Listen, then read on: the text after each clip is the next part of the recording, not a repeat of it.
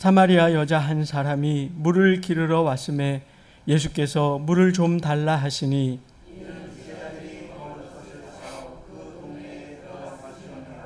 사마리아 여자가 이르되 당신은 유대인으로서 어찌하여 사마리아 여자인 나에게 물을 달라 하시나이까 하니 이는 유대인이 사마리아인과 상종하지 아니함이로라.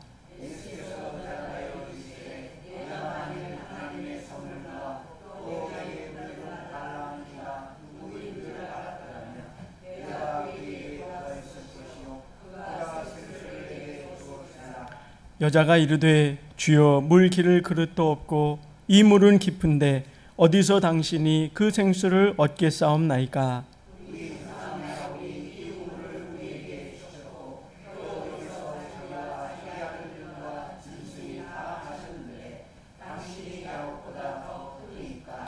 예수께서 대답하여 이르시되 이 물을 마시는 자마다 다시 목마르려니와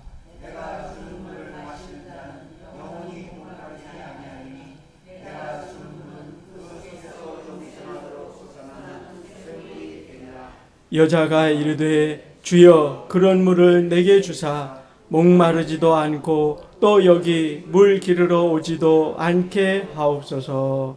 아멘. 지난번에도 한번 말씀을 드렸는데요. 사도 요한이 이 요한복음을 기록한 이유가 요한복음 20장 31절에 보면 두 가지로 기록이 되어 있습니다. 기록 목적을 사도 요한이 적은 이유는요, 이미 마태, 마가, 누가복음이 지어진 상태, 그래서 예수님의 행적이 기록되어 있는 상태였음에도 자신이 왜 복음서를 한 권 더 저술해야 했는지 그 이유를 밝힌 것입니다. 그 이유를 두 가지로 이야기하는데요. 하나는 우리 주 예수께서 하나님의 아들 그리스도이심을 믿게 하려 함이고, 또 너희로 믿고 그 이름을 힘입어 생명을 얻게 하려 함이라고 말씀하셨습니다. 그래서 이 사도 요한이 기록한 이 요한복음을 읽어보면은요, 이제 사건들 또는 어떤 사람을 만나서 예수님이 하신 말씀을 통해 예수님이 기적을 행했다는 그 기적 자체에 어떤 포커스가 있는 것이 아니라 예수님이 누구시고 정작 그 만난 사람에게 주려 하시는 것이 무엇인지를 나타내 보이셨습니다. 그래서 그걸 통해 우리가 과연 예수님이 우리와 같은 사람의 몸을 입으셨지만 정말 하나님이 맞으시구나, 그 하나님 믿을 때 우리에게 영생을 선물로 주실 수 있는 분이 맞으시구나, 그 권세를 가지셨구나, 이거를 알도록 하셨다는 것입니다. 그래서 여러분, 오늘 우리가 이 요한복음 4장을 보게 되는데요, 앞에 보면 2장, 3장, 4장에서도 그 동일한 맥락에서 예수님이 사람들을 만나거나 은혜를 베풀어 주신 것을 보게 됩니다. 2장에서는 가나 혼인잔치 이야기가 있었습니다. 여러분, 유대인에게 이 혼인잔치는요 굉장히 중요합니다. 우리나라도 마찬가지지만 유대인들은 여러분 혼인잔치를 짧게는 일주일, 길게는 2주일에 걸쳐서 혼인잔치를 합니다. 그러니까 여러분, 그 일주일, 2주일 동안 하려면 얼마나 준비를 많이 해야 되겠어요, 그죠? 아마도 결혼식 분위기를 망치지 않기 위해 최선을 다해서 준비했겠죠. 우리 인생이 그처럼 열심히 미래를 대비하고 재물도 모으고 실력도 쌓고 능력을 쌓아보지만 그 가나 혼인잔치에 느닷없이 포도주가 떨어지는 것처럼 우리 인생은 내가 아무리 열심히 노력을 해도 어느 날 갑자기 태풍이 불어오는 것처럼, 날벼락을 맞는 것처럼 불의의 사건과 사고를 만날 수 있다는 거예요. 그래서 우리 힘으로는 이 험한 세상을 헤쳐나갈 수 없고, 누가 필요해요? 하나님, 예수 그리스도의 은혜가 필요함을 그 물이 포도주가 되는 기적을 통해서 그 예수님이 보여주신 것입니다. 예수님을 믿으라는 말씀이죠. 3장에는 보면 이제 니고데모와의 만남과 대화가 이어집니다. 니고데모는 소위 세상의 상류층에 해당하는 사람이 없습니다. 없는 게 없어요. 공의의 의원이었고요, 부자였고요, 또한 바리새인으로서 아주 특출난 선생이었습니다. 그런데 그가 한 가지 없는 게 있었어요. 뭐였습니까? 마음에 구원의 확신이 없는 거예요. 유대교 지도자인데, 공의의 의원인데, 남부러워할 만한 모든 자격과 조건을 다 갖췄는데 자기가 하나님의 이름으로 율법을 가르치는 율법 선생임에도 불구하고 구원의 확신이 없는 거예요. 여러분, 이건 우리에게 시사하는 바가 굉장히 큰 겁니다. 교회 아무리 많이 다녀도, 오래 다녀도, 봉사를 많이 하고 헌금을 많이 드려도 여러분 정말 예수님 만나셨습니까? 하나님 주시는 구원의 확신이 있으십니까? 하나님이 오늘 내가 주님 앞에서도 너를 내 천국에 들어오게 하리라 말씀하시는 그 구원의 은혜가 우리에게 임했냐는 말이에요. 니고데모는 그게 없어서 한밤중에 예수님을 찾아갔지요. 그래서 예수님이 그에게 이렇게 말씀하셨습니다. 거듭나지 아니하면, 물과 성령으로 거듭나지 아니하면 천국에 들어갈 수 없느니라. 오직 우리의 죄를 씻으시고 성령으로 거듭나게 하실 분은 예수 그리스도 뿐이심을 니고데모와의 만남을 통해 알려주신 것입니다. 그리고 오늘 이 4장에 오면 또 한 사람을 만나는 이야기가 나옵니다. 그런데 이 여인은요, 굉장히 가련하고 비천하고 또 불쌍한 인생을 살아온 여인입니다. 얼마나 불쌍한지 성경에 가만 보면요, 이름조차 기록이 되어 있지 않습니다. 그러니까 이름 없는 한 여인이에요. 그리고 이 여인을 소개하되 사마리아 여인이라고 합니다. 여러분, 유대인들은요, 사마리아인을 정말 개처럼 여겼습니다. 상종하지 못할 족속으로 여겼습니다. 더더군다나 여자라니요. 여자라면 빙 돌아서 갈 정도로 여자들을 멸시하는 시대였습니다. 왜 그랬냐 하면은 이 사마리아가요, 이제 원래 이 솔로몬 이후에 이스라엘이 북쪽 왕국과 남쪽 왕국으로 둘로 갈라졌었는데 아수르가 침공해 와서 이 북이스라엘을 멸망시켰습니다. 그리고는 이 아수르가 이 멸망시킨 북이스라엘이 반역, 이제 독립운동을 하지 못하게 하려고 어떤 정책을 쓰냐면 민족 말살 정책을 씁니다. 그래서 혼혈족을 만드는 거예요. 우리는 이스라엘 사람인데 우리끼리 나라해야지, 이런 마음을 품지 못하도록 이 이스라엘 사람들은 이방에 흩어버리고 이방 민족은 이스라엘에 데려다가 강제로 결혼을 하게 만든 거예요. 그래서 이 사람들이 이스라엘 민족성이 흐려지면 반역을 못 일으키겠지, 그런 마음으로 이스라엘 민족을 정책적으로 혼혈족을 만든 것입니다. 그래서 남유다 사람들은 어떻게 했냐면 저 사람들은 이방인과 피가 섞였다, 이방인들을 개처럼 여겼기 때문에 역시 마찬가지로 사마리아인들도 그들을 받아주지 아니하고 예루살렘에도 오지 못하게 하고 너희들은 그곳에만 살아 경계선을 치고 받아주지 않은 것입니다. 극심한 차별과 천대와 업수의 여김 가운데 이스라엘 사람들이 그들을 멸시했던 것입니다. 그래서 여러분, 이스라엘 나라를 보면요, 이렇게 직사각형 형태로 생겼거든요. 근데 이스라엘이 세 군데로 나눠져 있습니다. 갈릴리, 사마리아, 유대. 근데 원래 예수님은 주로 활동하신 곳이 이 갈릴리 지역이에요. 근데 가운데 사마리아가 있고 여기 유대 예루살렘이 있는 거예요. 그러니까 이스라엘 사람들이 요 사마리아를 지나가면서 사마리아 사람들을 마주치지 않기 위해서 이쪽 지중해변 해안길을 가든지 아니면 요단강을 건너서 이쪽으로 해서 이렇게 올라가서 베레아 지방을 거쳐서 갈릴리로 가든지 그렇게 했습니다.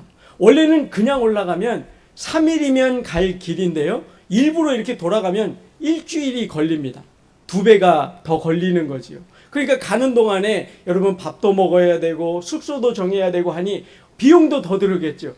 그럼에도 불구하고 이 사마리아인들을 마주치기 싫어해서 그렇게 갔다는 거예요. 그런데 여러분, 오늘 본문을 보십시오. 4절 말씀 한번 보시면 좋겠습니다. 3절 4절을 제가 읽어보겠습니다. 예수님이 유대를 떠나사 다시 갈릴리로 가실새, 이 남쪽 예루살렘 유대 지역에 계시다가 이제 갈릴리 북쪽으로 가시려 하는 거예요. 그런데 4절 보니까요, 사마리아를 통과하여야 하겠는지라. 여기 이 통과하여야 하겠다 이 말이요, 여러분 반드시 가야 하겠다, 영어 표현으로 하면 have to, must라는 표현을 쓰고 있습니다. 예수님이 그 지역을 일부러 지나가야 할 이유가 있으셨다는 거예요.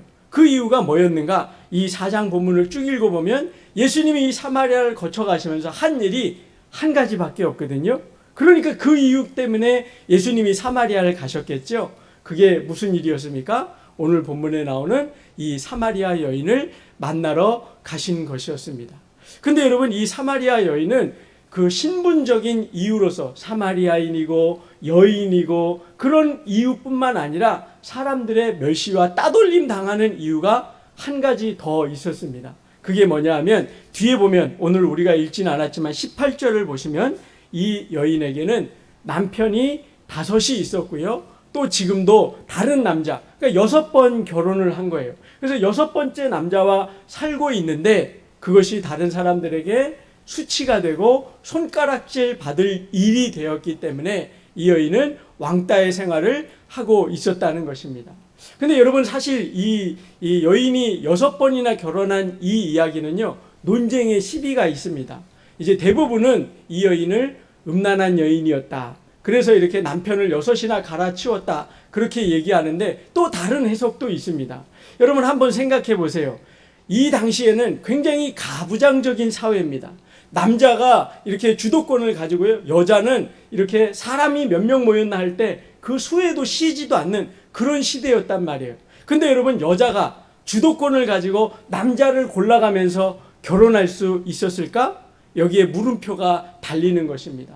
이 여인이 만일 음란한 여인이었다면 여러분 뒤에 가보면 예수님하고 굉장히 심오한 영적인 대화를 나누거든요.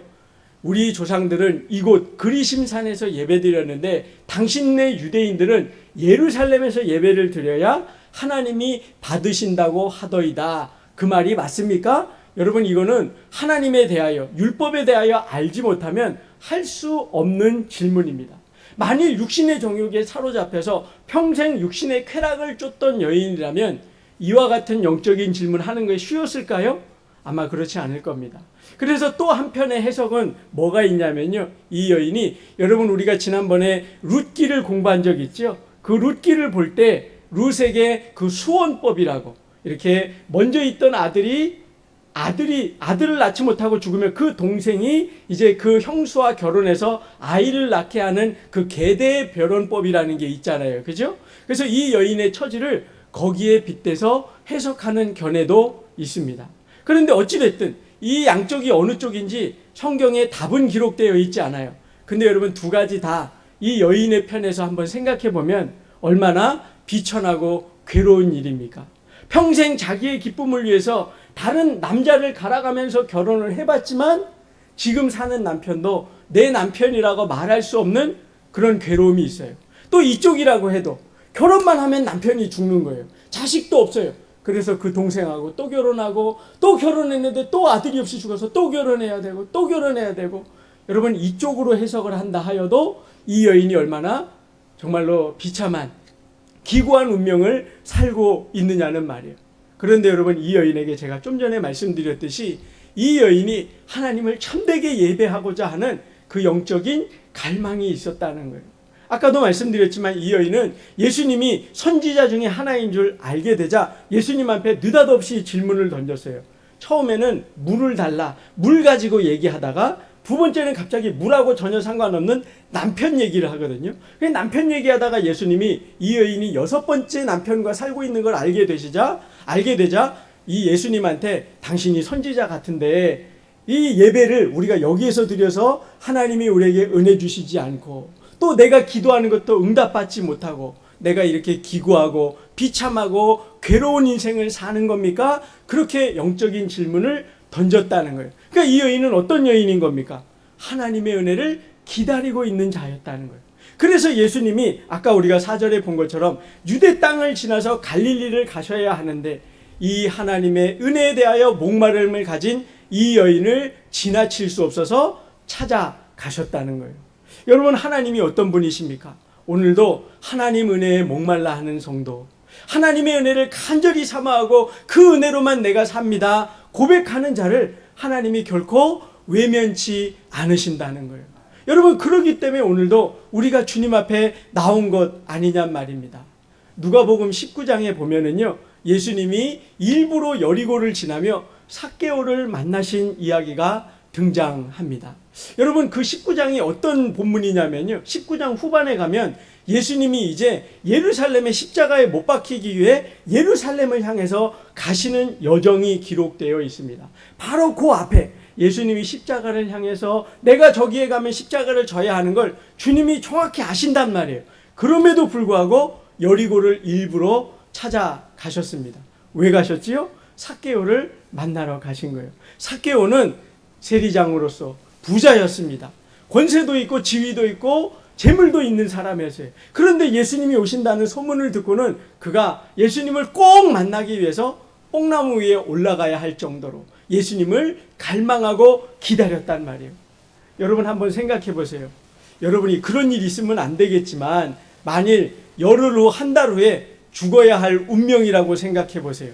그러면 여러분 같으면 여러분이 만나고 싶은 사람 만나러 가시겠어요? 아니면 여러분을 만나고 싶은 사람 만나시겠어요? 네, 지금 혹시 주님 만나러 비몽사몽이신 분은 제 말을 이해를 못 하실 거예요. 정확하게 이해해 보세요. 여러분이 만나야 할 사람을 만나시겠어요? 아니면 여러분을 만나고 싶은 사람 만나시겠냔 말이에요. 말이 비슷하죠? 네.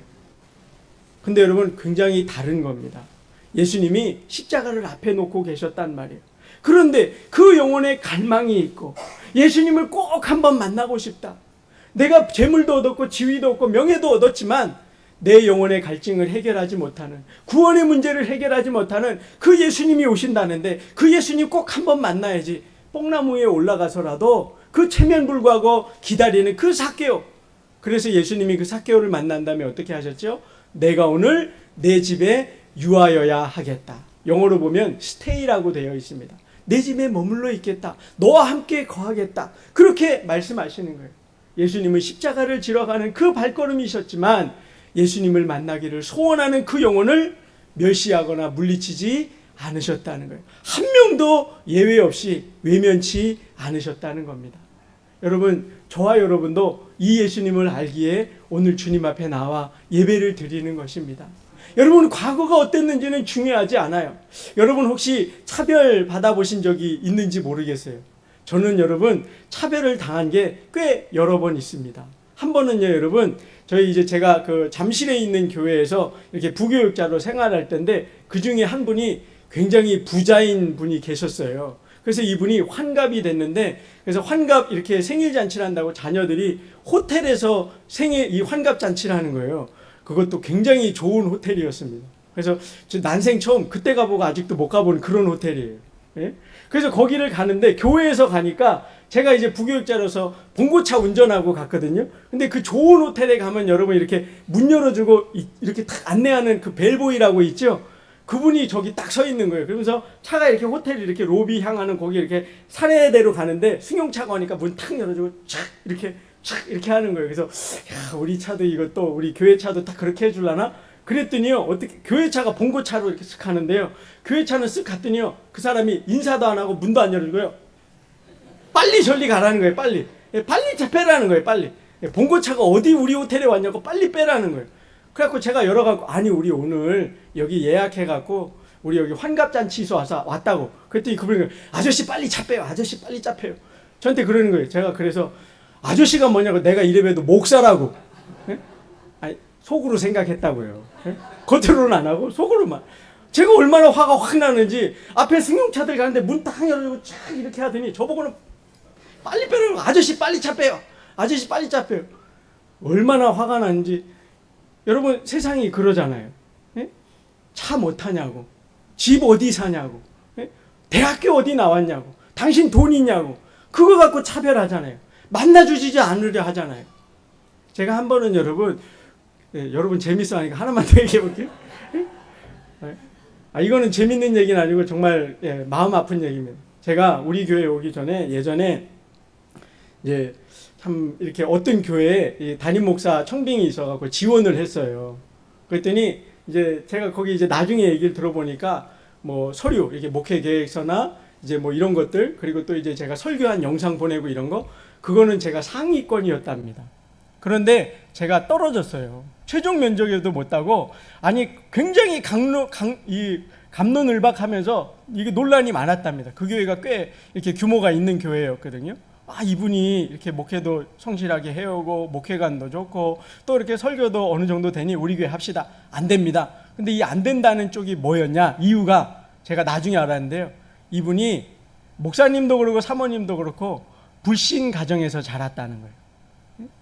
그래서 그 최종 후보를 선정을 하는데 아버지가 본인이든 처가든 예수님 믿는 가정에서 목사님을 모셔야지, 어디서, 그런 표현은 아니지만 제가 듣기로 어디서 굴러먹다가 와서 예수님 믿는지도 모르는 사람은 어떻게 세우냐고 화가 나가지고 나중에 감론을박하다가 그런 얘기까지 나왔다는 거예요.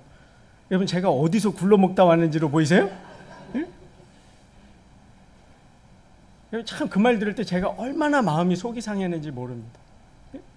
여러분, 근데 오늘 본문을 보십시오. 주님이 뭐라 하셨지요? 주님은 사마리아 여인이었습니다. 남자도 아니고 여자였어요.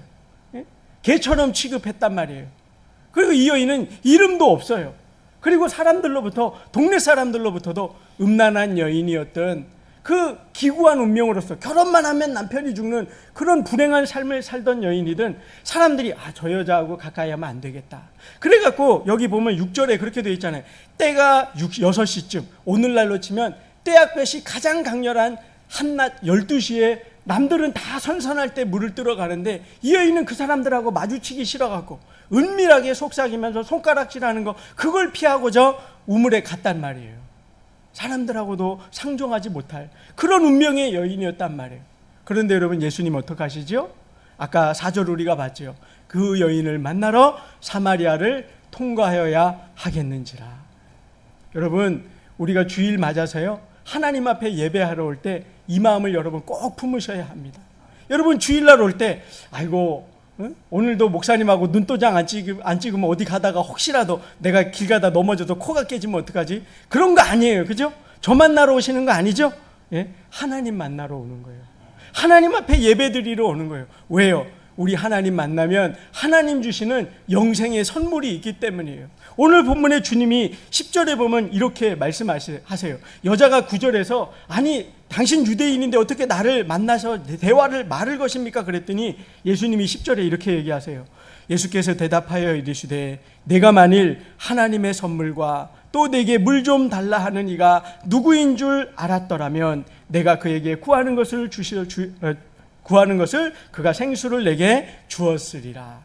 주님이 지금 분명히 말씀하세요. 이 여인은 구한 적도 없고 알지도 못해요.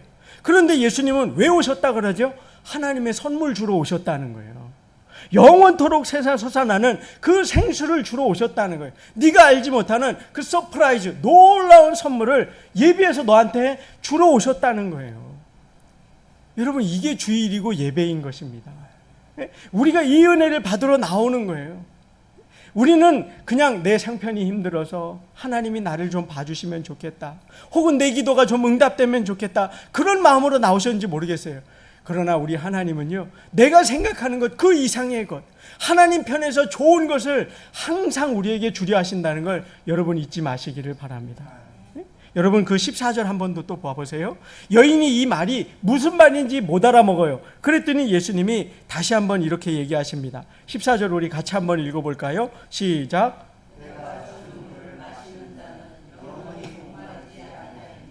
내가 주는 물은 그 영생하도록 솟아나는 샘물이 되리라. 아멘. 여러분, 여기 말하는 물은 그냥 이 물만 말하는 게 아니에요. 이 세상에 줄 수 있는 우리에게, 이 세상이 우리에게 줄 수 있는 어떤 만족감, 기쁨, 이런 걸 말하는 거예요. 그 세상이 주는 것들은 그게 돈이 됐든지 명예가 됐든지 재미가 됐든지 그건 어떻다는 거예요? 끝이 있고 한계가 있어서 잠깐 즐거웠을지라도 조금 있으면 어떻게 해요? 다시 목마르다는 거예요. 그런데 우리 하나님이 주시는 은혜, 하나님이 주시는 평강, 하나님이 주시는 희락, 이런 것들은요, 마르지 않는다는 거예요. 성령이 우리 안에 오시면 성령께서 우리 안에서 늘 샘솟는 새 힘이 나게 하신다는 것입니다. 여러분, 이렇게 목회를 해가다 보면요, 성도님들 대할 때 제 마음이 참 안 좋을 때가 있어요. 여러 가지가 있을 수 있겠지만 그 중에 하나가 뭐냐 하면요, 여러분, 정말 아무개 성도님이 성실하게 신앙생활 하려 하고 기도도 생활도 열심히 하고 그렇게 하는데 어떤 불행한 일을 만나는 거예요. 그 예전에 이렇게 제가 동서울로에 소속된 목사로 있을 때요, 한 전도사님이 계셨어요. 이분이 집이 저 성남에서 그 송파에 있는 교회를 오고 가시는 전도사님이었어요. 결혼하고 이제 합신 졸업하고 이제 처음 이제 전임 사역자가 된 겁니다. 근데 새벽 기도 드리려고 성남에서 이렇게 차를 새벽에 몰고 오다가요, 큰 트럭이 신호위반해갖고 교통사고를 내가지고 이 전도사님이 그 자리에서 천국의 부름을 받았습니다. 여러분, 얼마나 안타깝습니까? 이 전도사님이 이제 막 합신도 졸업하고 전임 사역자가 돼서 사역을 하려고 전임 사역자가 됐어요. 그리고 새벽 예배 기도하러 가는 길이었어요. 그리고 결혼한 지도 얼마 안 돼서요, 젖먹이 아이가 하나 있었어요. 그런데 하나님이 데려가신 거예요. 여러분, 그 사모님에게 뭐라 위로 말을 할 수 있을까요? 이런 안타까운 일을 당할 때 우리가 뭐라고 그를 위로할 수 있겠습니까? 무슨 말을 해줘야 되죠? 말문이 막히더란 말이에요. 여러분, 왜 그렇습니까? 세상의 일로는 그분을 무엇으로도 채워줄 수 없기 때문이에요. 억만금을 준다 해도 그 사모님 마음이 채워지겠어요? 그 아이를 볼 때마다 흐르는 눈물을 멈출 수 있겠습니까? 무엇으로 위로가 되겠냔 말이에요. 보상이 될 수 있는 게 뭐가 있겠습니까? 그 전도사님이 다시 살아나지 않는 한 그 마음을 채울 수 없을 거예요. 이 세상의 것은 그와 같다는 말이에요. 우리가 살면서 불행한 일을 만나기도 하고 실패를 맛보기도 하고 절망감을 맛보는 일을 만나게 돼요. 근데 여러분, 잊지 마십시오. 이것은 하나님이 우리를 돌보지 않으셔서 그런 게 아니에요. 이 모든 것들은 여러분, 마귀가 그렇게 생각하면 속이는 거예요. 이 세상에는 죄가 들어온 이후로 우리에게 그 죄의 열매들이 맺히고 있는 것입니다. 원래 여러분, 하나님이 창조하셨던 에덴 동산에는요, 슬픔도 절망도 사망도 아무것도 없었어요. 늘 하나님 보시기에 좋고 행복하고 영원토록 만족하는 기쁨만 있는 곳이었어요. 그런데 아담과 하와가 범죄함으로 말미암아 사망이 들어오고 질병이 들어오고 갈등이 들어오고 서로 죽고 죽이고 그런 일들이 발생하게 됐다는 거예요. 그런데 그런 영혼들을 하나님이 불쌍히 여기셔서 오늘 사마리아 여인을 찾아가듯이 하나님이 예수 그리스도를 내어주시고 우리에게 있는 그 모든 불행, 절망, 사망까지도 이기게 하시려고 은혜 주러 오셨다는 거예요. 그게 성경의 증언이에요. 예수님이 오늘 사마리아 여인에게 말씀하시는 바가 그겁니다. 너 남편 6번이나 갈아가면서 쾌락을 쫓아서 살아봤느냐? 아니면 이쪽에 잘 살아보려고 하다가 남편이 그렇게 어떤 이유에서인지 병들어 죽었니 뭐 때문인지 계속 죽으러서 그런 기구한 삶을 살고 있느냐? 괴롭고 힘들어서 사람들도 만나지 못하는 그런 가운데 있는, 하나님이 돌보시지 않아서가 아니라 하나님이 그런 비천한 운명에 처할 수밖에 없는 이 여인에게 새 소망을 주고 그 마음에 평강을 주시기 위해 오셨다, 그 말인 거예요. 그러면서 나를 믿고 따르면 그 배에서 어떻다고요? 영생하도록 솟아나는 생수의 강이 넘쳐 흐를 것이라고 약속해 주고 계신단 말이에요.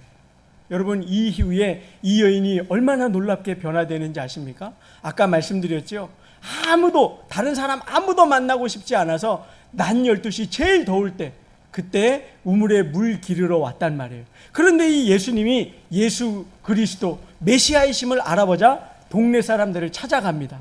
그리고는 그들에게 예수님에 대하여 내가 그리스도를 만났다고, 나의 지난날 모든 과거를 아시고 내가 왜 이 고통 가운데 있고 어떻게 하면 생명의 은혜를 누릴 수 있는지 이 모든 말을 전해준 그분을 당신도 만나라고 동네 사람들 다 데리고 오는 거예요. 그래서 예수님이 그곳에서 이틀을 더 머무시면서 그들에게 복음을 전하게 되셨다는 거예요.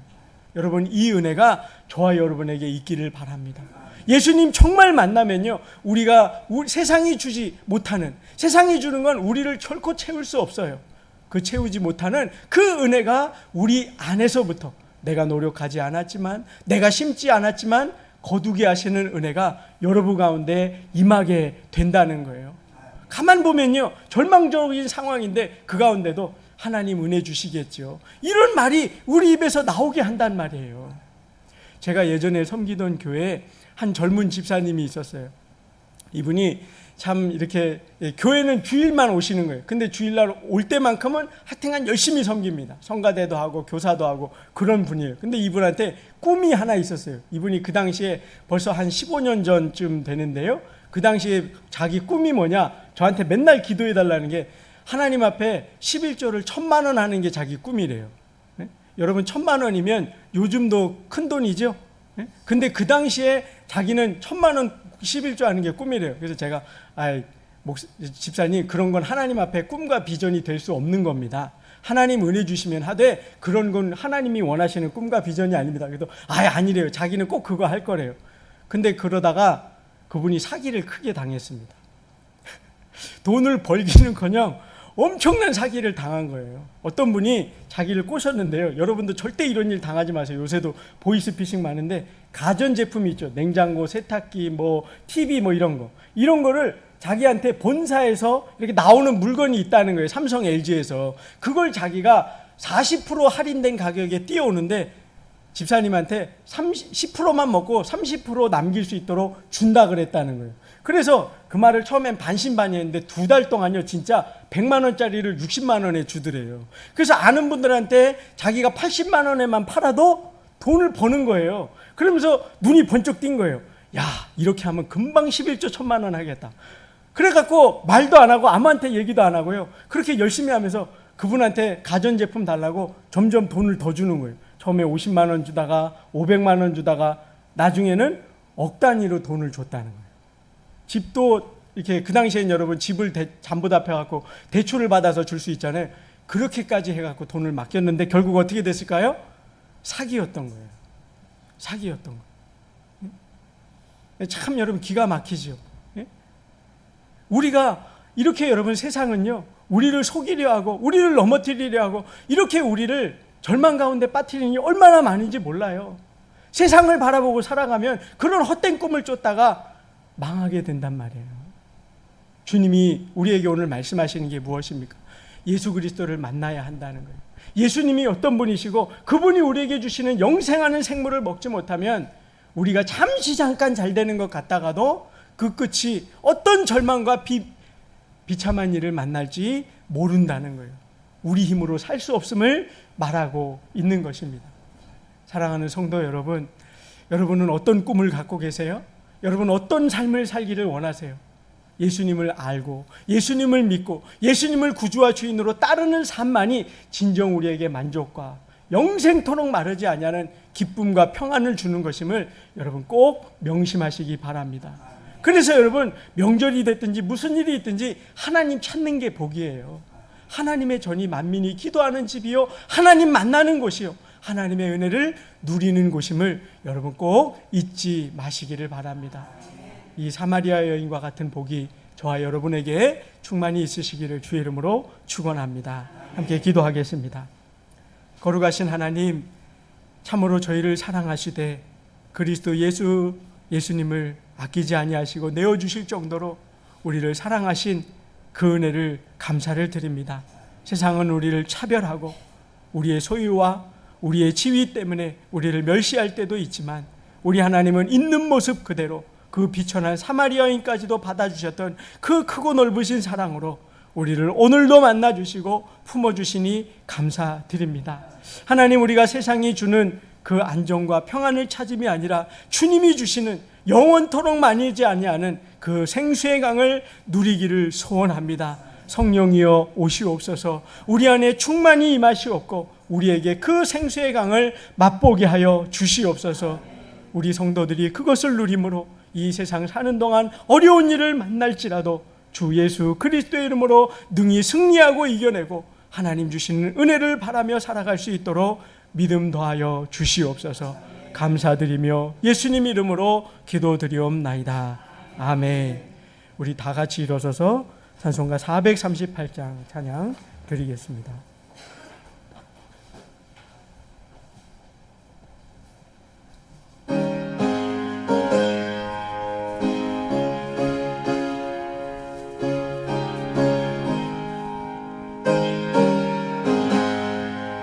내 영혼에 은총 입어 중한 죄짐 벗고 보니 슬픔 많은 이 세상도 천국으로 가도다. 할렐루야 찬양하세. 내 모든 죄 사함받고 주 예수와 동행하니 하늘나라 주의 얼굴 뵙기 전에 멀리 뵈던 하늘나라 내 마음속에 이루어진디 날로 날로 가깝도다 할렐루야 찬양하세 내 모든 죄 사함받고 주 예수와 동행하니 그 어디나 하늘나라 높은 산이 거친 들이 조막이나 궁궐이나 내 주 예수 모신 곳이 그 어디나 하늘나라 할렐루야 찬양하세 내 모든 죄 사함받고 주 예수와 동행하니 그 어디나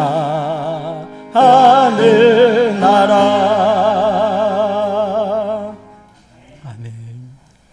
지금은 우리 주 예수 그리스도의 은혜와 하나님의 그 크신 사랑하심과 성령의 교통하심과 충만케 하심이 하나님을 찾기에 목말라 하며 하나님 만남을 기쁨으로 여기며 그 배에서 생수의 강이 넘치기를 소원하며 그것을 누리는 사랑하는 우리 모든 성도들 머리 위에 지금부터 영원히 함께 계시기를 축원하옵나이다. 아멘.